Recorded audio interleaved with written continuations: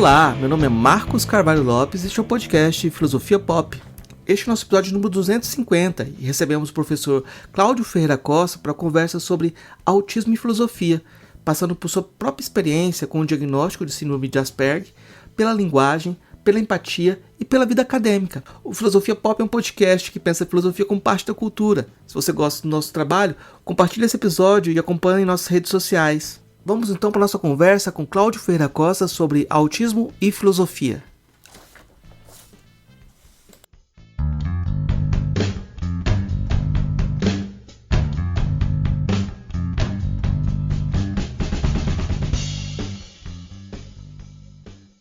Hoje a gente recebe o professor Cláudio Costa. Ele está falando hoje. Eu não sei o nome da cidade. Que o senhor está aí hoje, professor? Qual é o nome da cidade? Japaratinga. No momento estamos em Japaratinga, porque Japaratinga.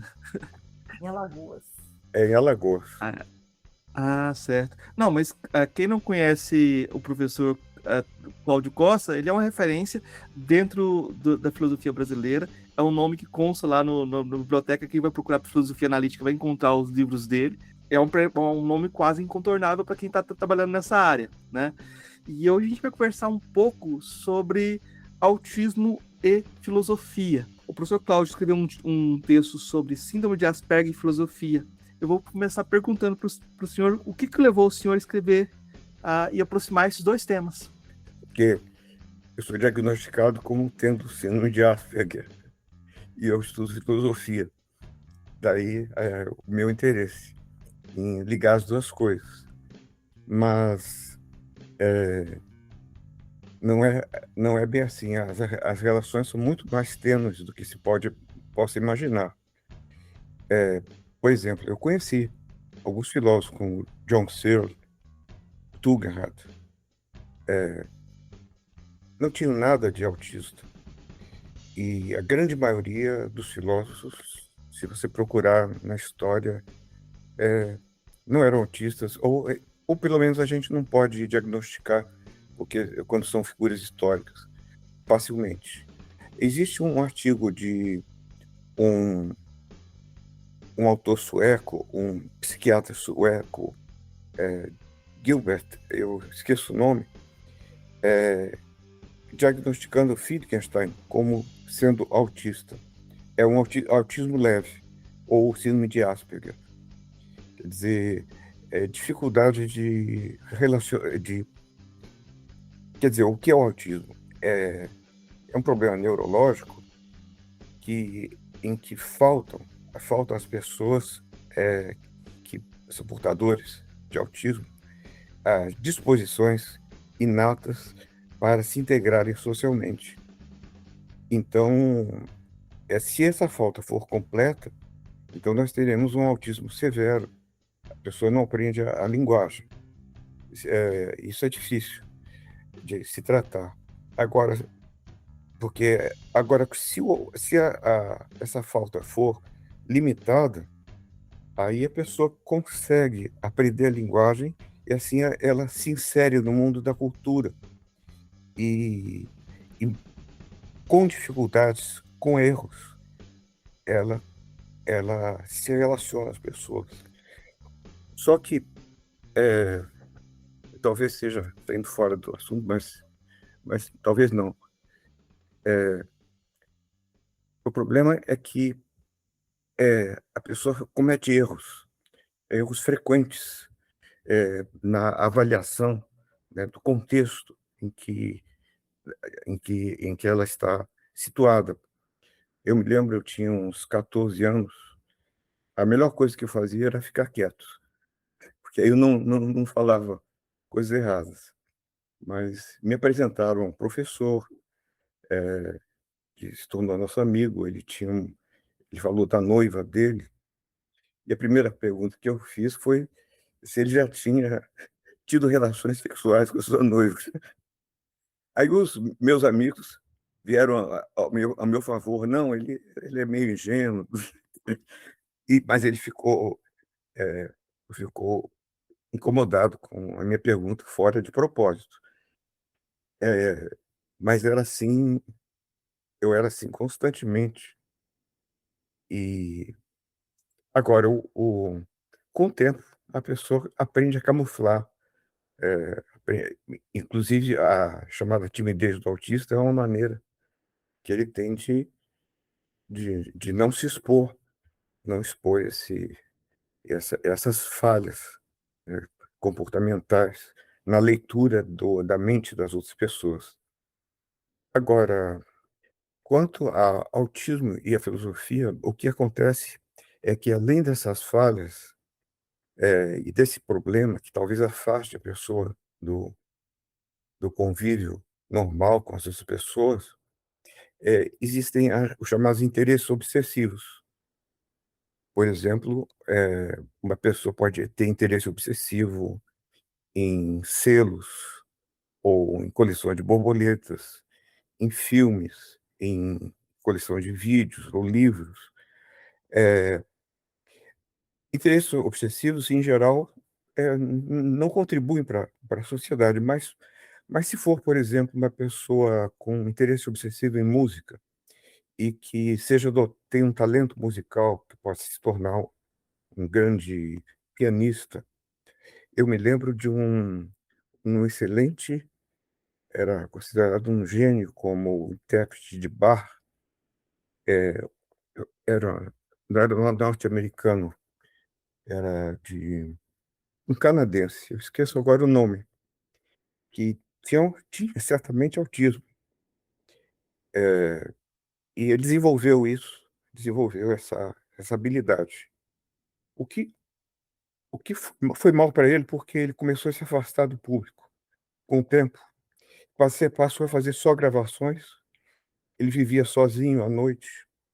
Quando ele se apaixonava por uma mulher, era de uma forma perdida, aí nada dava certo, e se isolou da sociedade e começou achar que estava doente. Mediu o seu ritmo cardíaco, pressão, etc. Até que realmente teve um infarto, e apareceu antes dos 50 anos. Eu esqueço o nome, mas, bom, e um receio dele era de não perder a habilidade de tocar bar. Talvez porque, um dos problemas do autismo pode ser a motricidade fina, que por vezes ocorre. Bom, mas então eu acho, pessoalmente, que se a pessoa desenvolve uma dessas habilidades, para matemática, por exemplo, uma pessoa não necessariamente nasce um matemático. Eu me lembro de Eu Glenn Gould? o Glenn Gould, é o nome desse pianista. Uma pessoa não necessariamente nasce matemático. Eu me lembro de um matemático americano que o pai dele era professor e forçou ele a aprender matemática, assim, de forma rigorosa. Acabou se transformando numa espécie de gênio. O pai dele ainda saiu em público dizendo: "Pois é, não era grande coisa, mas eu fui o responsável". Bom, o que eu quero dizer, isso pode ser mera suposição. Pode ser que o interesse obsessivo se torne, digamos, filosofia. E então, talvez isso explique um caso como o de Wittgenstein ou Frege, que era muito arredio socialmente. Um pouco de Descartes, que parece que quando ele morou numa cidade grande, ele se mudou 6 vezes em um ano, porque ele não tolerava o contato. Eh, Parece que ele tinha dificuldade com o contato muito pessoal com os outros. Isso provavelmente o afastava de seu trabalho. Eh, então existem alguns exemplos. Agora, se você aplicar isso, à filosofia atual, ao que é feito hoje, eu estive conversando com a Ana Sofia Morin, que é uma professora sueca, que tem um filho adotado que é chinês, que tem autismo. Ela me disse: "Olha, é uma situação difícil para o autista hoje, na sociedade de ideias atual, funcionar, porque é, é um constante troca de social de ideias nos departamentos, nos convites que as pessoas recebem, etc. E é difícil para o autista se adaptar a essa situação social. Quer dizer, a sociedade, a universidade atual, se ele deveria ser, tende a ser dirigida por CEOs que querem que todos estejam aplicados na pesquisa, etc.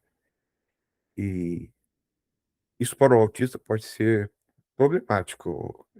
Para mim, pelo menos, eu não me vejo como pertencente ao que as pessoas fazem hoje em filosofia, porque são muitas coisas são modismos que duram 10 anos, 15 anos depois perdem valor e são substituídos por outros. Pessoalmente, eu não me sinto muito à vontade com, com essas mudanças. Agora, então, parece que na situação atual não há muito lugar para o autista em filosofia, mas talvez no século XVIII, quando os filósofos como Hume, por exemplo, Leibniz, eles não se casavam, eles viviam algo isolados da sociedade, escreviam para uma nobreza erudita, que era uma casta. Nesse caso, o isolamento era muito comum e é, talvez houvesse mais lugar para o autismo.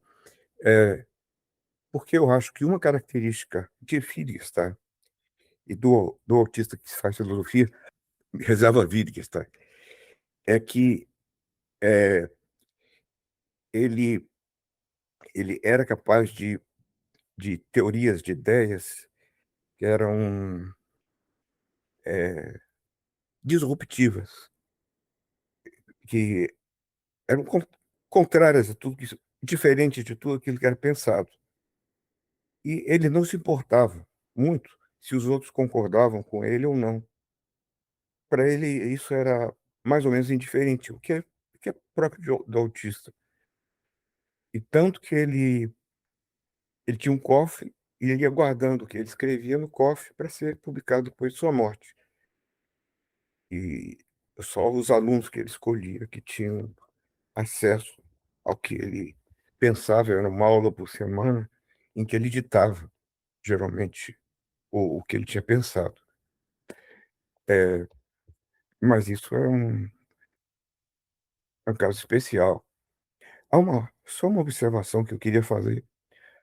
Há uns 40, 50 anos atrás, um, um sociólogo americano disse: Mas por que nós não temos sociólogos como Max Weber hoje? Ora, porque não dá tempo.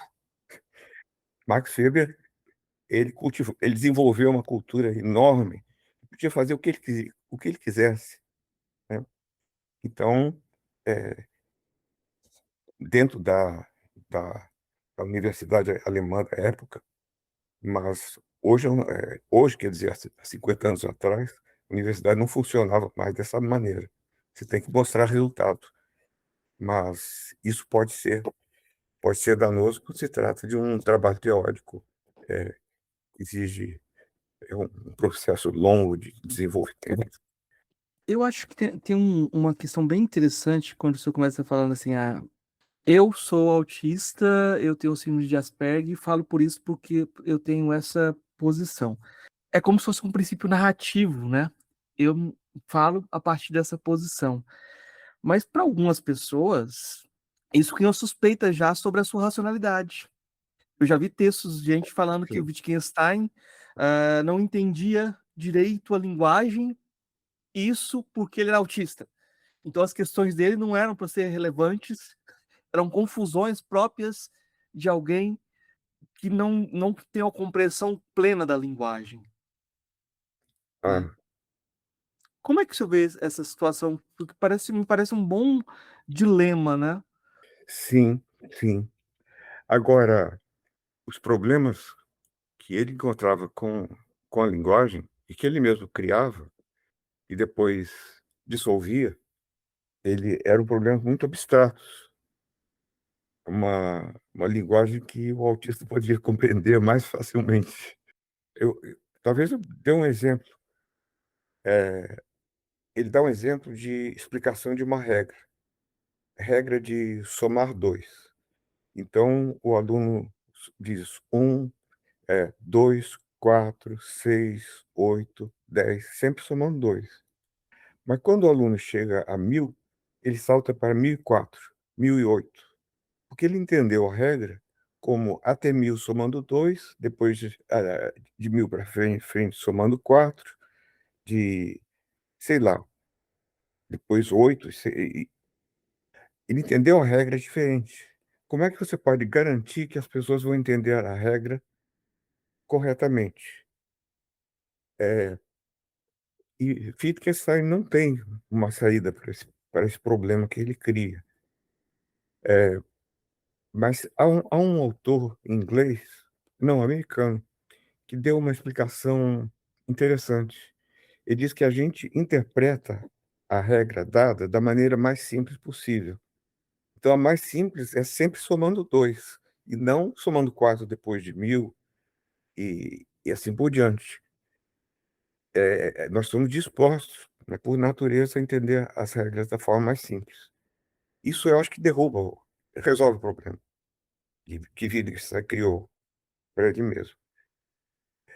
É, mas eu dou esse exemplo porque é um exemplo abstrato em que tem pouca, não sei, parece que tem pouca coisa a ver com situações cotidianas, talvez muito mais complexas na prática, de compreensão do que acontece.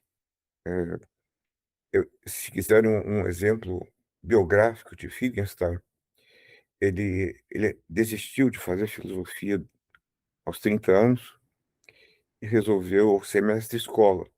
Eu achava que tinha resolvido os grandes problemas e, como mestre de escola, ele tinha uma característica: ele premiava os bons alunos e batia nos maus alunos, o que era comum na Áustria da sua época. E só que ele batia em todo mundo, nos meninos e nas meninas, o que não era comum, porque as meninas eram poupadas.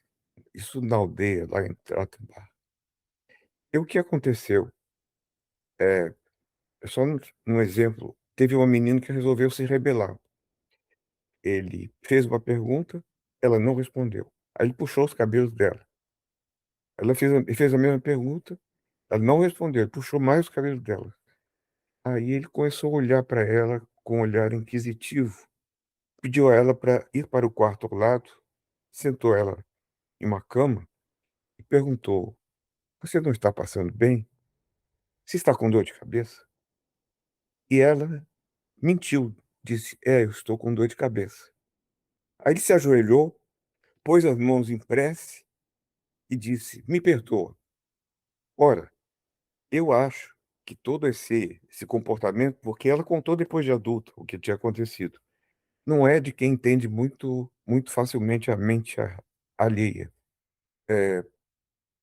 Agora, no domínio abstrato, assim, questões filosóficas, teóricas, é, aí eu acho que Wittgenstein, mesmo com seu autismo, funcionava bem. É interessante que ele não é um filósofo prático, ele nunca escreveu uma ética ou, digamos, filosofia do direito, essas coisas, que, que talvez estejam mais ligadas ao mundo humano do que filosofia da linguagem. Não sei se isso ajuda. O autismo nos obriga a perguntar o que é ser normal, ou mais radicalmente, mostra que a normalidade é uma construção social. Uma construção social. Acho que as duas coisas se pergunta mesmo. Até que ponto? Ela está dando aqui a resposta. Ela acha que são as duas coisas. Há momentos de questionamento a racionalidade é uma construção social e, ao mesmo tempo, Existe esse existe. questionamento. Essa é a sugestão que a Rita dá. Quer dizer, O senhor fez. Fala? é uma construção ideológica, né, que nós vemos por aí, que por exemplo, a restrição interna ou externa das razões para a ação que limitam o livre-arbítrio da pessoa. Por exemplo, o homem-bomba, ou então uma pessoa que decide realizar certas ações porque foi induzida por razões externas, desejos, mais crenças, a, a pensar de uma forma que é ideológica. E isso limita o seu livre-arbítrio. De um ponto de vista, é que isso poderia levar ao relativismo, mas talvez esse relativismo possa ser dirimido se houver uma condição ideal de fala, uma situação, se nós tivermos situações nas quais essa pessoa possa apresentar as suas razões, é a ideia de Habermas, e as outras pessoas também apresentem as suas razões com toda a liberdade, e assim se chegará a uma conclusão se aquilo que a pessoa, em princípio, pelo menos, se aquilo que a pessoa acreditava era induzida ideologicamente e, portanto, seria uma falsa racionalidade, seria uma, raciona- uma razão ideológica, poderia ser uma patologia social, coisas assim. O senhor distingue a compreensão empática espontânea da compreensão por raciocínio ou inferência. O que isso nos ensina sobre a empatia? É, eu acredito, se eu estou entendendo que uma pessoa, um neurotípico, ele terá uma compreensão empática instantânea. Agora, Uhum, e reagirá contento.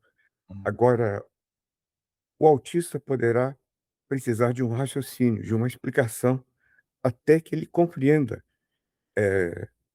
que ele consiga, se colocar no lugar do outro, consiga compreender a posição do outro, e assim ele adquire, a posteriori, um conhecimento empático do comportamento do estado do outro, que pode resultar em reações emocionais, afetivas, sentimento de responsabilidade, por exemplo, ou culpa pelo que possa ter feito. Aliás, uma maneira de distinguir o autista do psicopata é que o psicopata pode ser informado pelo mal que ele possa ter realizado, mas ele não dá a menor importância a isso. Enquanto que se se o autista produz alguma coisa com maus resultados em outras pessoas e se explica a ele por quê e explica o estado da outra pessoa, nos detalhes, ele vai se sentir responsável e culpado. Então, essa é uma maneira de, talvez, ajudar a explicar. Talvez eu tenha que, a gente tenha que ter dado que ter dado um passo atrás, porque a gente conversou um pouquinho antes, e o senhor explicou um pouco como o senhor chegou ao seu diagnóstico. Eu acho que isso é uma questão também. Como que o senhor chegou, em que momento da sua vida o senhor chegou a esse diagnóstico? E como esse diagnóstico mudou a sua forma, ou se ele mudou a sua forma de se situar na filosofia? Sim, talvez eu possa voltar mais atrás. Até os 5, 6 anos eu era uma criança normal. Quando me colocaram na escola, eu me distanciei de todos os outros alunos. Eu não tive contato. Isso até os 10 anos de idade, eu não tinha amigos, não tinha, nenhum amigo, e eu me ressentia por isso, achava estranho. tentava me socializar sem sucesso. Isso me causou depressões.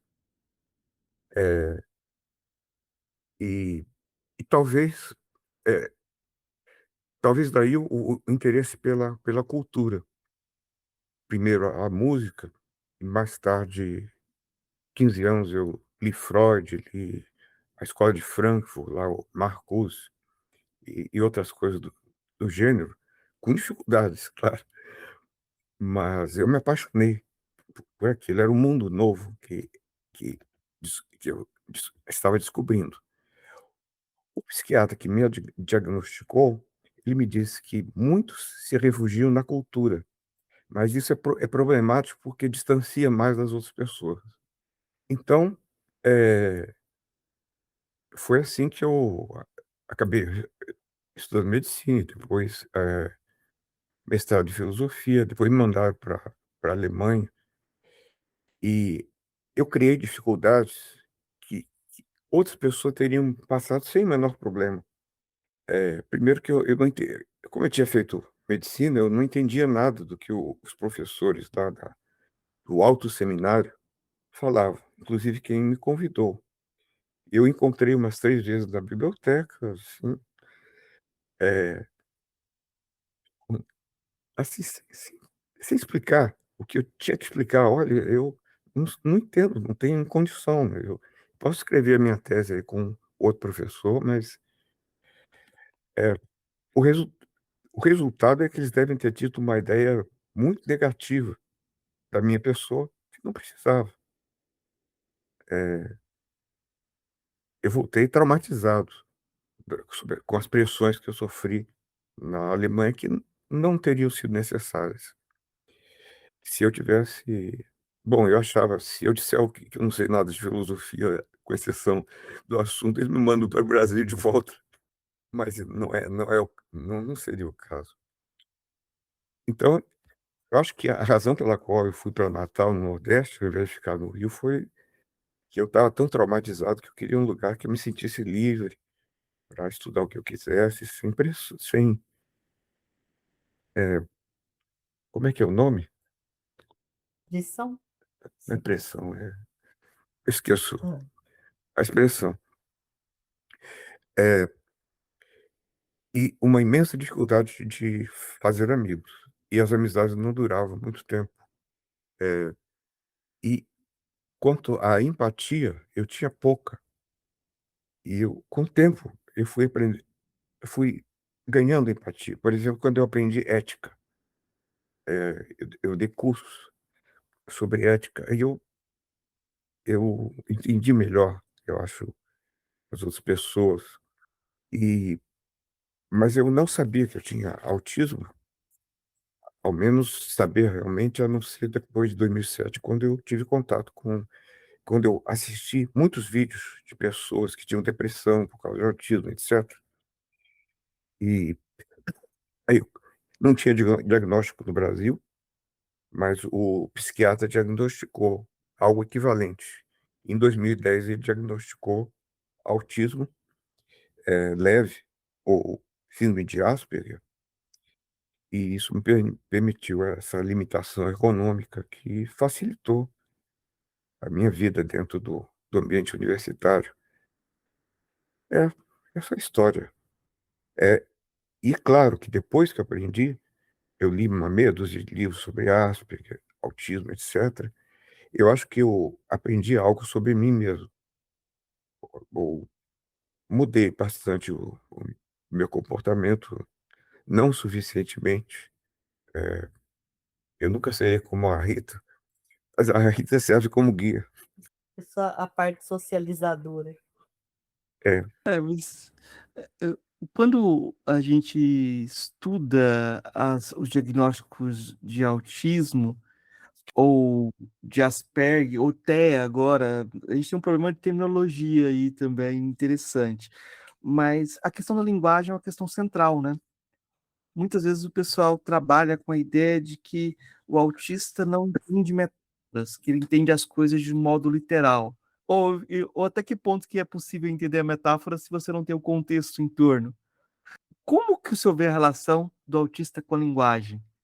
como que isso pode ser um problema também filosófico, né? No meu caso, eu geralmente entendo metáforas. Eu gostava de literatura. Então, na literatura, então eu me familiarizei com a linguagem metafórica. Agora, isso não significa que em situações reais, ah, você perceba. eh, uma coisa é linguagem metafórica num texto, coisa assim. Eu me lembro de situações embaraçosas que eu, aos 20 e poucos anos, me encontrei por não entender os sentidos ocultos do que as pessoas estavam falando, e que outras pessoas leriam pelo contexto com a maior facilidade. Mas isso se deve também a uma porção de coisas, como, por exemplo, você não possuir certos sentimentos. Por exemplo, eh, você é pai. Eu o meu pai tinha um pouco meio limítrofe, e ele dizia ele achava que ter filhos é uma responsabilidade grande de pais, é uma então, isso para mim era inconcebível, a paternidade. E até hoje eu tenho dificuldade de me colocar na situação de um pai, com amor aos seus filhos, tal como eu vejo que as pessoas têm. Por exemplo, o o irmão da Rita, a esposa dele, teve um AVC, que ficou em coma por meses, e agora ele está se recuperando após 2 ou 3 anos, se recuperando lentamente, mas, eh, eu fico impressionado com o carinho que ele tem pela esposa, é Dedicação, né? dedicação, Uhum. é uma dedicação Incrível. incrível. Eu não consigo me colocar no lugar dele, quer dizer, eu vejo que ele não é eu, ele não sou eu. Então, muita coisa que eu faço na vida é por sentimento de responsabilidade, mais do que por sentimento pela força da emoção.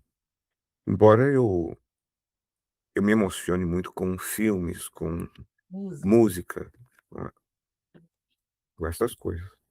É, a gente está falando muito a partir da experiência pessoal. E a gente tem muitas pessoas com autismos diferentes, com sintomas diferentes, assim.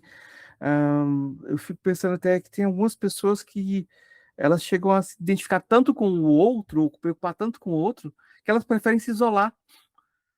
Tipo, não consegue lidar com a emoção extrema ou com situação assim. Também acontece esse tipo de situação, né?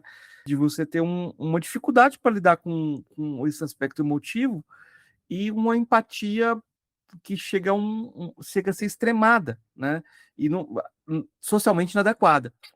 Continua socialmente inadequada, né? Uhum, É, como o senhor fala de um ingrediente autista, né? Que teria aspectos positivos dentro de um quadro bem específico, né? Eu queria que você comentasse um pouco sobre isso, porque também é algo que tem aspectos positivos, mas o senhor já disse também que como isso pode ser alienante, né? E é como se a gente uhum, tivesse noção, né, em relação às possibilidades e às dificuldades, né? uhum. Eu Outro dia eu vi um vídeo no YouTube, um matemático falando sobre esse grande matemático que foi von Neumann, eh, dizendo que von Neumann, ele era viciado em pensar, enquanto que para a maior parte das pessoas pensar é uma coisa desagradável, mas por outro lado, ele não se interessava por mais nada, ou se interessava muito pouco. Eu não sei se o interesse obsessivo do autista não limita outros aspectos da sua vida. Provavelmente sim. Da vida emocional. Não escreveu uma autobiografia. A necessidade de se narrar tem a ver com essa descoberta do autismo? Quando eu chamei o senhor para falar sobre Asperger e filosofia, o senhor aceitou prontamente. Existe uma necessidade pública de falar sobre isso? Como que o senhor situa esse discurso ou essa questão, né? Eu acho que é sempre bom, sempre bom tocar ideias sobre é, um assunto que para mim é importante para minha autocompreensão, para minha compreensão do mundo. É, e, e não tem tanto a ver com filosofia, tem a ver com a nossa vida cotidiana. Você tem alguma coisa? Você falou para ele quando você descobriu, mas você não tocou no detalhe que foi um alívio para você, porque sempre se via diferente, mas não sabia por quê. Ela está notando que antes disso descobrir que eu tinha autismo ou síndrome de Asperger, eu fazia teorias sobre o que estava acontecendo comigo. Teorias erradas ou hipotéticas, eu sabia que, mas, mas isso De não certa forma, ajudava. foi um alívio descobrir Foi o um que era. alívio ter algo que conectava as coisas. Sendo assim, que o senhor passou pela medicina, eu não sabia disso, né? E é, para um médico saber de uma situação dessa depois de muito tempo, né?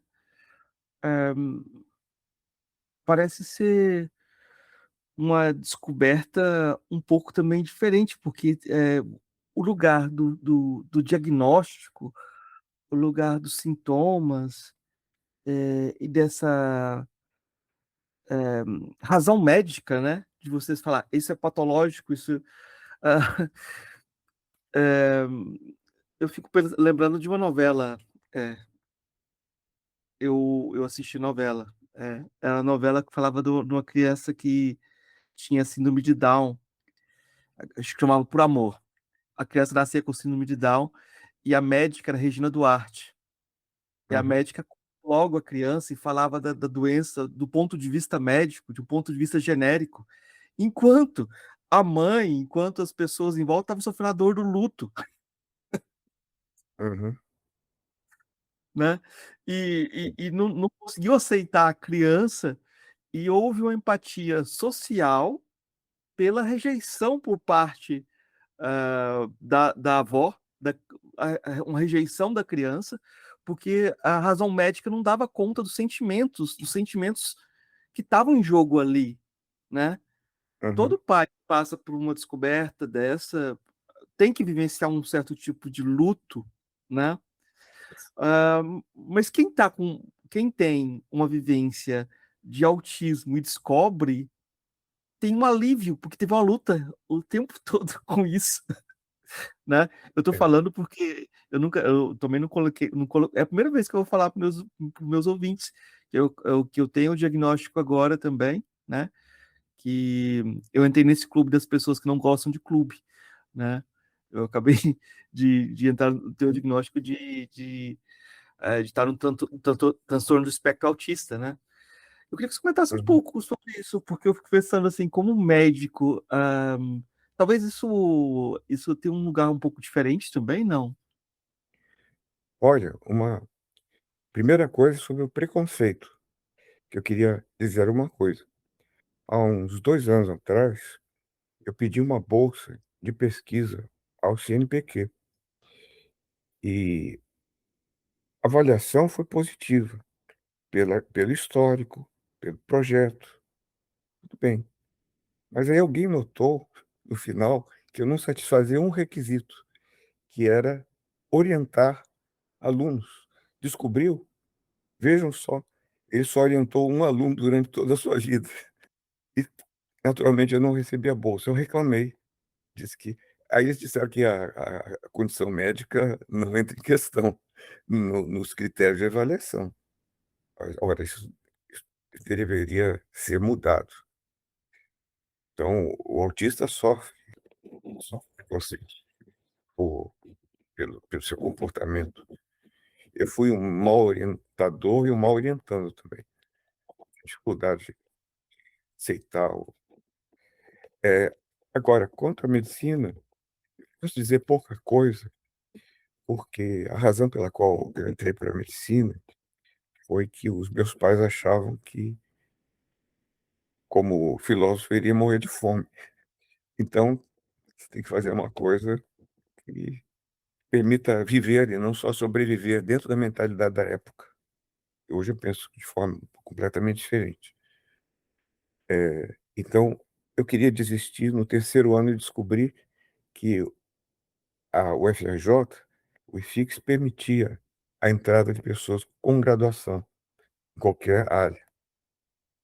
Aí eu fiz o esforço para terminar, inclusive trabalhei um pouco em psiquiatria, que é um assunto mais, não é tão complexo,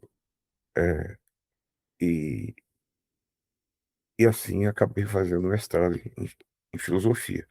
Mas meu interesse por medicina, eu confesso, é você, para, para ser um bom médico, você precisa ter interesse pelo paciente. Você precisa se preocupar com o paciente de verdade. Mas o paciente, para mim, não era. Preferia ficar longe do paciente, o que é um problema. A gente tá cheio de gente Não que tô gosta de ver filmes, gosta de analisar pessoas por filmes, não pessoas reais. A gente tá cheio na academia. É muito comum. Eu lido melhor com filmes do que com pessoas. Assim. O Woody Allen brinca com isso, né? Que às vezes a gente tem as pessoas, não, prefiro personagens do que pessoas reais. Mas uma certo. pergunta que eu acho que é assim. Qual o seu interesse? Havia algum interesse obsessivo em relação à linguagem que levou o senhor para a filosofia? O senhor disse que começou a ler Freud, Lukács, algo que está longe dos seus escritos, mas do seu trabalho na filosofia analítica, né? Como é que foi a descoberta da filosofia analítica? Porque é uma área também que, se o senhor fosse pela onda, na época você não pegava. Sim. Olha, eu estava no IFIX, tinha uns poucos analíticos, aliás, que estudavam filosofia, história da filosofia e um pouco de filosofia analítica. E eu comecei a ler alguma coisa sobre Wittgenstein e fiquei intrigado, uma pessoa que consegue conjugar lógica freiriana com poesia, com, com, com literatura, quase. E aquilo me fascinou. Deve ter alguma coisa aí.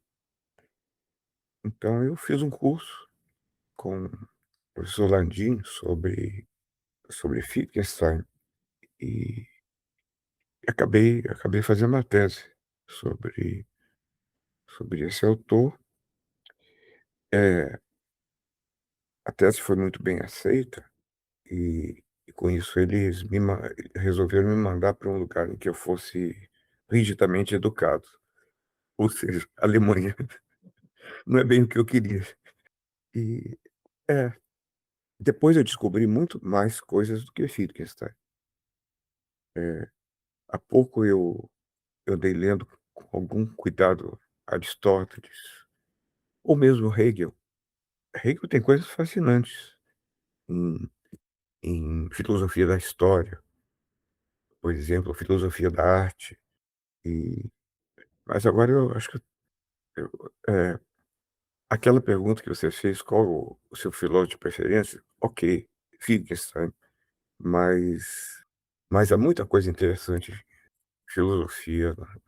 Fazer as perguntas então agora. Eu te mandei as perguntas antes, eu vou começar pela pergunta: o que é filosofia?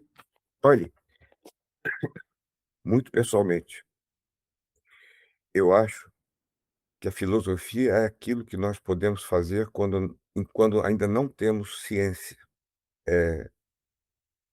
Então, se você vê os pré-socráticos, os atomistas, ou um deles acreditava que no Big Bang esqueço o nome, mas o mundo começou quando tudo estava junto. De repente houve uma explosão, começou a girar, girar, girar, e aí formaram as estrelas, a, a Terra, etc. E até outros mundos que devem ter pessoas como nós.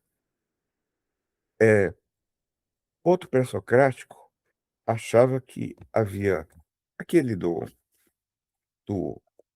amor e discórdia, é, quando a discórdia. Então, é o chamado universo pulsátil.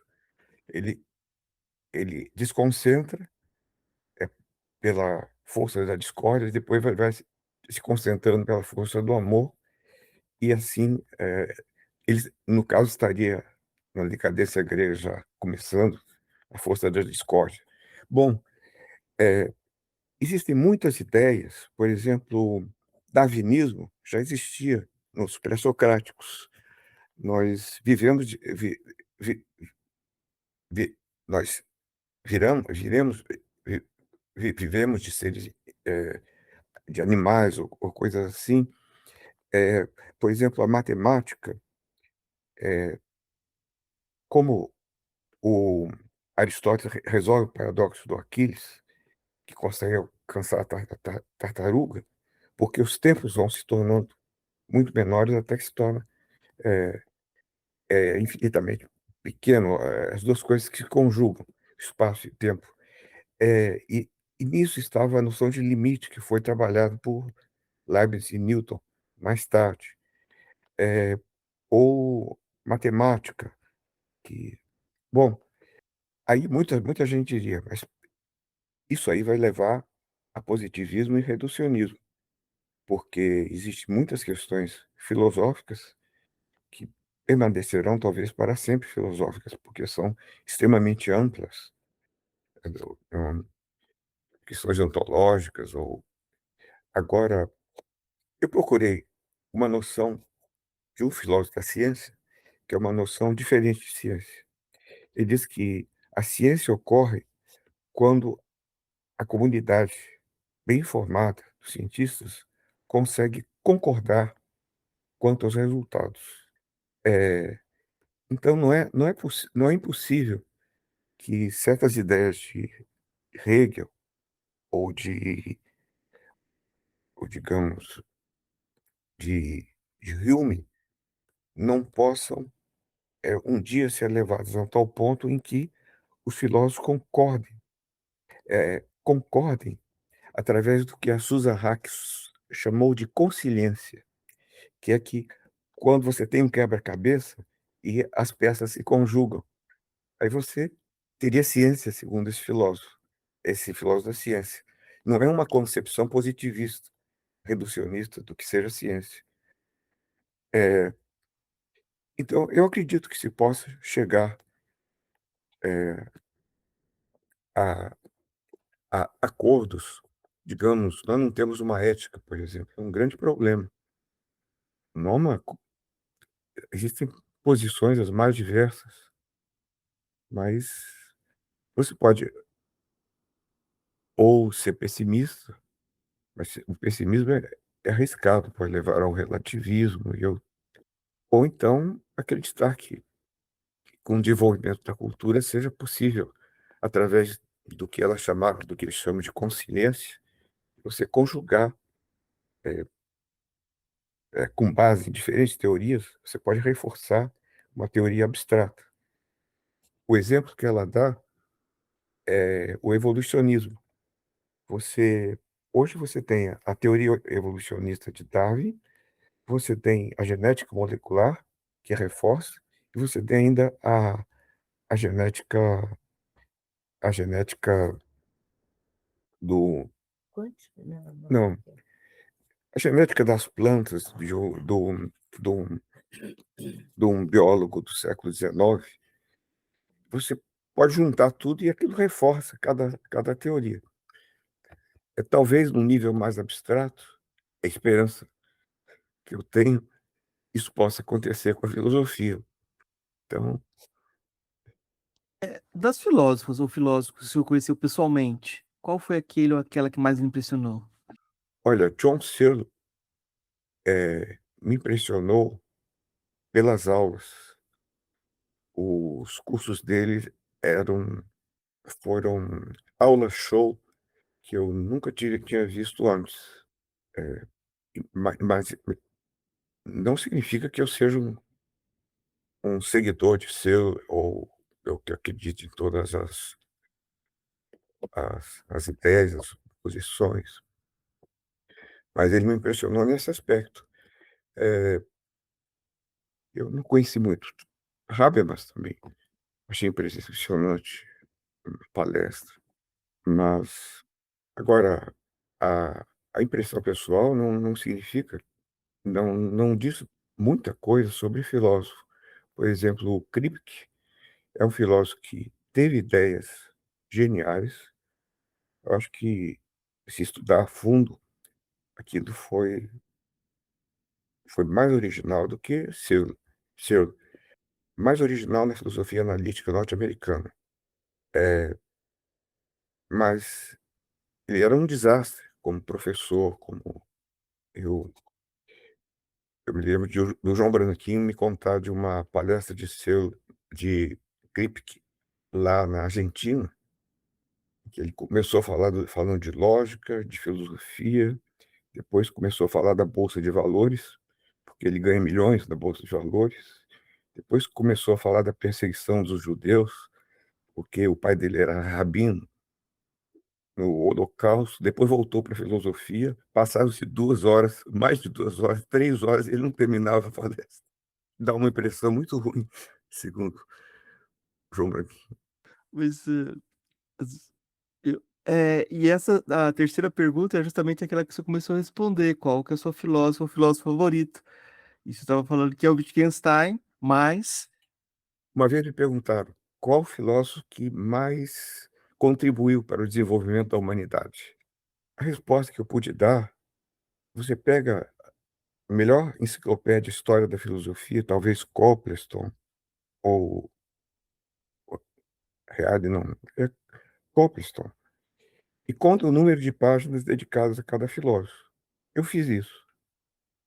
Platão, Aristóteles, Kant e Hegel receberam o maior número de páginas. Então é provável que eles tenham contribuído bastante. Existem outros, naturalmente, né? Há espaço para dúvidas. Pra... eu fico pensando o seguinte, um dos comentários que o senhor fez ultimamente lá no seu Facebook é que não tem muita novidade na filosofia nos últimos tempos, que a filosofia não tem trazido coisas novas, e o senhor comentou que tem contribuições suas que não são conhecidas, né? Tem Hum, contribuições que não são ou conhecidas ou reconhecidas, né? No sentido de participar da conversação, né? E às vezes eu fico na dúvida em relação a isso também, assim. O nosso cânone pode ser, às vezes, modificado ou precisar ser um tema de debate, né? Porque pelo lugar que a gente está também, né? sim, Eu vi o senhor falando da sua autobiografia, você falando que os filósofos do Rio Grande do Norte têm que escrever sua autobiografia também. Os ingleses fazem, lá no Rio Grande do Norte podem fazer também. Ah, essa necessidade assim de pedir quase uma autorização assim, fala um pouco do nosso lugar assim e das possibilidades de fazer filosofia, né? De certa forma, para fazer filosofia em primeira pessoa tem que ter uma fidelidade muito grande, né? Então, talvez o seu filósofo favorito seja o Cláudio, ah, Cláudio Costa, não? teve um colega meu, Glenn, disse: Cláudio, você só entende daquilo que você faz. Os outros você, você interpreta à sua maneira. Isso, ter uma maneira de interpretar já é um bom. Na filosofia é algo importante, né? Ter um lugar para interpretar. Professor, eu queria pedir indicações de leitura, de música. O que o senhor quer indicar de leitura para quem está ouvindo, que você achar interessante? Não precisa ser sobre o tema da nossa conversa, não, mas é só para indicações que eu acho interessantes. Indicações interessantes. Bom, em filosofia, é, bom, eu tive a sorte de ir para Constance, que tinha uma biblioteca muito boa. E isso me ajudou, e hoje em dia nós temos tudo nas mãos. Podemos importar livros, etc. Talvez o problema seja a indicação dos livros certos. Por exemplo, eu só fui entender o Tractatus depois que eu li a primeira parte de um livro excelente, de um filósofo americano, me vem agora o nome, que explicava de forma clara cada e citava os textos. Então, se você tiver aquilo nas mãos e não precisa ter um professor, não precisa estar em Oxford para. Então, muito do que eu aprendi em filosofia foi dessa maneira. Há uns 2 anos atrás, eu decidi estudar Aristóteles, que eu tinha que escrever umas 20 páginas introdutórias, 25 páginas. Então, o que que eu fiz? É a maneira incorreta para muitos. Eu eu tinha uma biblioteca. Eu tenho eu devo ter mais de 50 livros sobre Aristóteles. E peguei aqueles livros que são canônicos. Taylor tem um livro sobre Aristóteles. Guthrie tem um livro, uma coleção de 6 livros sobre filosofia antiga, tem um livro sobre Aristóteles. Peguei uma coleção norte-americana, on começa sempre com on Aristotle, on isso, on Critical, on etc. Só que o editor devia ser uma pessoa muito exigente, forçou as pessoas a serem tão claras quanto possível. É, é, e também artigos de especialistas, e sempre coligindo com a metafísica, que era o que mais me interessava.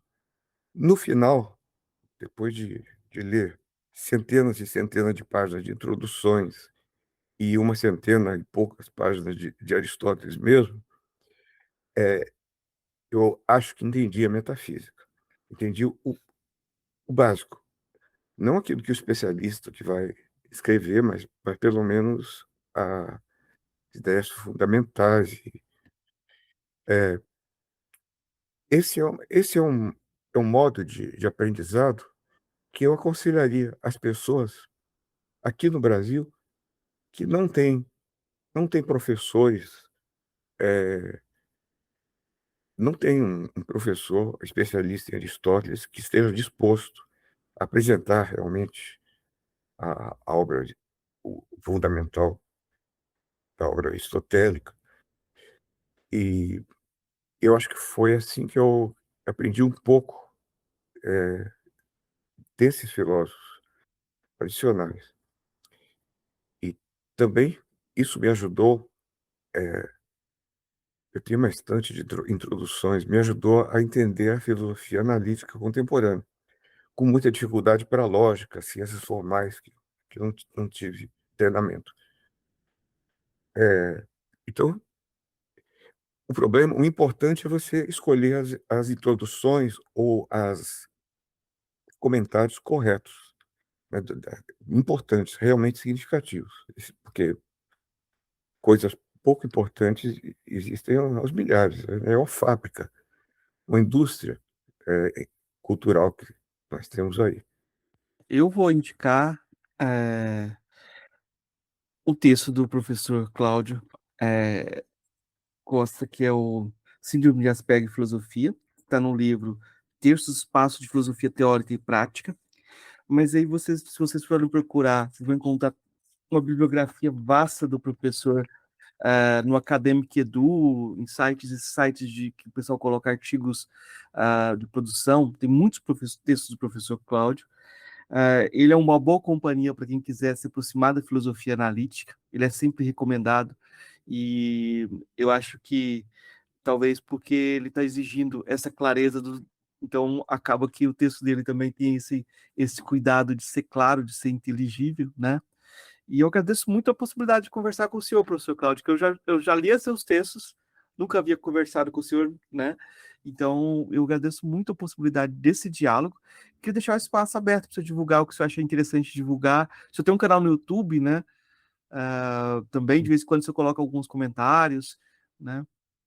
É, eu queria agradecer a você por toda a simpatia e as questões que você colocou e a disponibilidade. É, agora, se as pessoas que tiverem interesse, ou na academia.edu, eu tenho Blog. um blog que tem quase tudo lá, grátis.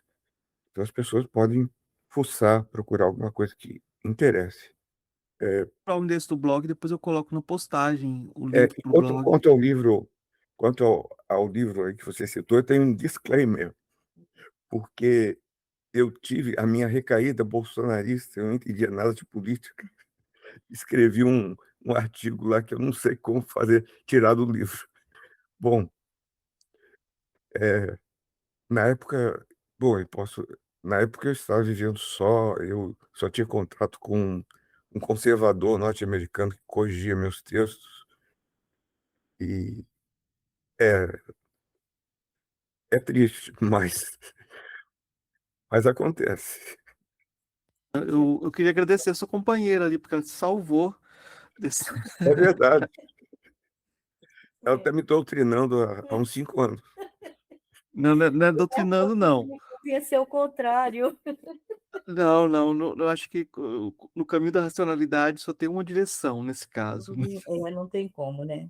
Ele só não conseguia ver o outro lado da história, mas ele conseguiu depois. Espero que se eu conseguir retirar esse texto aí, ou faça um outro agora, que a gente vai precisar de textos em outras direções agora, porque a coisa tá complicada. Porque é assustador, professor. Se o, É assustador, porque se o senhor é uma referência da racionalidade e conseguiu, de algum momento, cair nesse lugar, tem desculpa Então, para as pessoas voltarem, uhum, não é? Pois é, sim, é assustador. É assustador, porque.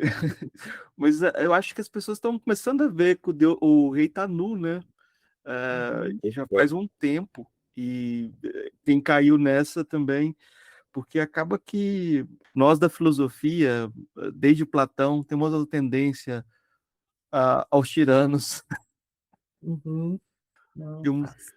a razão, a ideia de razão, muitas vezes a convergência pode ser, pode ser enganadora, né?